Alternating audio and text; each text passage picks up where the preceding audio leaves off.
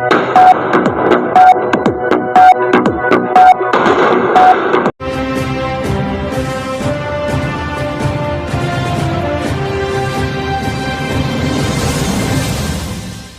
আপনাদেরকে একটা অনুরোধ করবো, এখানে আপনারা অনেকেই আছেন দায়িত্বশীল আমার দলের, আমি একটা অনুরোধ করব,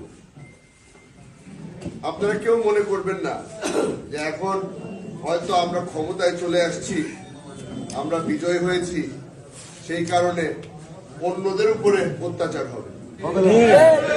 এই নোংরা রাজনীতি বন্ধ করতে হবে।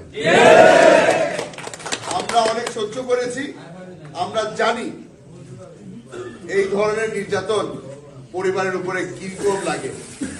সেই কারণে বলছি, নতুন রাঙ্গুনিয়া, নতুন বাংলাদেশ। আমি খালি একটা জিনিসে বিশ্বাস করি, আমি রাজনীতি অত ভালো বুঝি না, কিন্তু আমি একটা জিনিসে বিশ্বাস করি, যেটা আমার বাবা আমাকে শিখিয়েছিল, রাজনীতি করতে হলে শরীরের দিয়ে কলজা বড় হইতে হয়। আর আমরা এবার প্রমাণ করে দেখাবো যে আমাদের কলজা বড়। এতদিন ধরে আপনারা যা সহ্য করেছেন, এতদিন ধরে আপনারা যা শুনেছেন, সব ভুলে যান।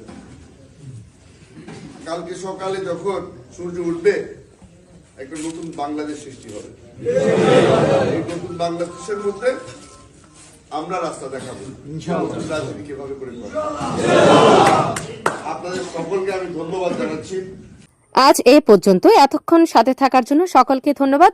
আমাদের পেজ ও ইউটিউব চ্যানেলটি লাইক, কমেন্ট, শেয়ার করে আমাদের সাথেই থাকুন। পরবর্তী নিউজ দেখার আমন্ত্রণ জানিয়ে আজকের মতো এখানেই শেষ করছি। আল্লাহ হাফেজ।